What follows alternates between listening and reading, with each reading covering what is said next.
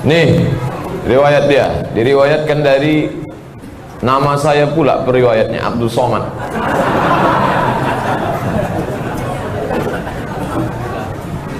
Atadruna matan Nabi? Apakah kalian tahu Nabi Muhammad itu mati atau dibunuh? Dia pura-pura bertanya, Nabi Muhammad itu mati atau dibunuh? Dibacakannya ayat, afa imma ta'au qutilan qalabtum ala a'qabikum. Kalau Nabi Muhammad itu mati atau terbunuh, apakah kamu kembali ke agama kamu yang lama? Fasumma qablal maut. Nabi Muhammad itu mati diracun. Siapa yang meracunnya? Innahuma saqatahu, diracun oleh dua orang perempuan. Siapa perempuan itu? Aisyah dan Zainab. Innahuma wa abuhuma syarra man khalaqallah. Perempuan yang paling jahat dua perempuan itu, laki-laki yang paling jahat bapaknya. Siapa bapak Aisyah? Abu Bakar. Siapa bapak Zainab? Umar.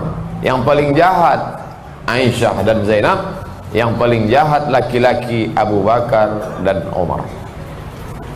Nih, di mana dia sebutkan dalam kitab tafsir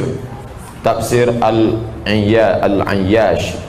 Lagi-lagi Ustadz ini membawakan riwayat yang mana di dalamnya tidak terdapat nama-nama orang yang dia maksud. Ustadz tersebut mengatakan bahwa putri khalifah kedua bernama Zainab. Yang ingin kami ketahui, di kitab manakah bahwa khalifah kedua memiliki putri yang bernama Zainab? Karena sepanjang pengetahuan kami, putri khalifah kedua bernama Hafsah. Itu pun nama Aisyah dan Hafsah tidak disebutkan dalam riwayat itu. Dan riwayat tersebut memiliki dua kejanggalan. Yang pertama, sebagaimana prinsip dari mazhab Imamiyah yang juga digunakan oleh ulama Ahlus Sunnah dengan mengembalikan semua riwayat kepada Al-Quran. Sementara dalam Al-Quran surat Al-Maidah ayat 67, Allah berfirman, Allah menjagamu, yaitu Nabi Muhammad, dari gangguan manusia. Sehingga bagaimana mungkin Rasulullah dapat diracun? Adapun kejanggalan yang kedua, Al-Iyasi merupakan ulama Imamiyah abad ketiga dan tidak mungkin bertemu dengan Abdul Somad bin Bashir yang merupakan perawi riwayat itu, yang hidup pada tahun 175 Hijriah, sehingga sanad riwayat tersebut terputus, yaitu mursal, dan tidak dapat dijadikan hujjah. Ustadz tersebut mengkritik bahkan menuduh kelompok Imamiyah dengan membawakan riwayat yang tidak jelas atau mursal tentang penghinaan terhadap istri Nabi. Yang sepatutnya dimasalahkan oleh Ustadz tersebut adalah riwayat sahih di bawah ini yang menyangkut tentang pribadi Nabi Sallallahu Alaihi Wasallam. Dalam kitab Sahih Al-Bukhari yang diterbitkan oleh Dari bin Katsir, cetakan pertama tahun 2002, halaman 1730, wahyu berhenti beberapa lama hingga Nabi sedih. Berita yang sampai kepada kami, kesedihan yang beliau alami sedemikian rupa hingga beliau beberapa kali ingin bunuh diri dengan cara menerjunkan diri dari puncak gunung. Setiap kali beliau naik puncak gunung untuk menerjunkan dirinya, Jibril menampakkan diri dan mengatakan, hai Muhammad, sesungguhnya engkau betul-betul Rasulullah. Nasihat ini menjadikan hatinya lega dan jiwanya tenang, lalu pulang. Namun jika sekian lama wahyu tidak turun, jiwanya kembali terguncang, dan setiap kali dia naik puncak gunung untuk bunuh diri, Jibril menampakkan diri dan menasehati semisalnya.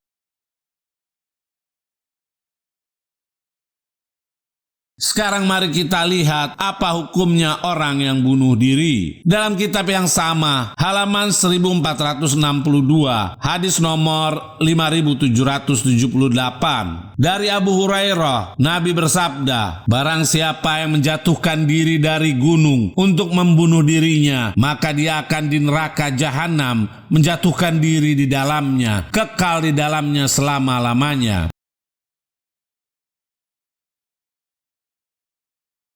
Justru yang aneh, terdapat riwayat dari kitab Anda sendiri, wahai Ustadz, bahwa Rasulullah wafatnya diracun oleh seorang wanita Yahudi. Dalam kitab yang sama, halaman 1461 sampai 1462. Dari Abu Hurairah, ia berkata, ketika Khaybar ditaklukkan, Rasulullah diberi hadiah hidangan seekor kambing yang di dalamnya terdapat racun. Maka Rasulullah bersabda, kumpulkan untukku orang-orang Yahudi yang ada di sini. Lalu mereka pun dikumpulkan sampai kalimat, kemudian Rasulullah bertanya kepada mereka, apakah kalian akan jujur kepadaku jika aku bertanya tentang sesuatu? Mereka menjawab, iya. Beliau bertanya, apakah kalian telah meletakkan racun pada kambing ini? Mereka menjawab, iya. Beliau SAW bertanya, apa yang mendorong kalian melakukan itu? Mereka menjawab, kami ingin tahu, jika engkau seorang pendusta, kami bisa beristirahat darimu. Tetapi jika engkau seorang nabi, racun itu tidak akan membahayakanmu.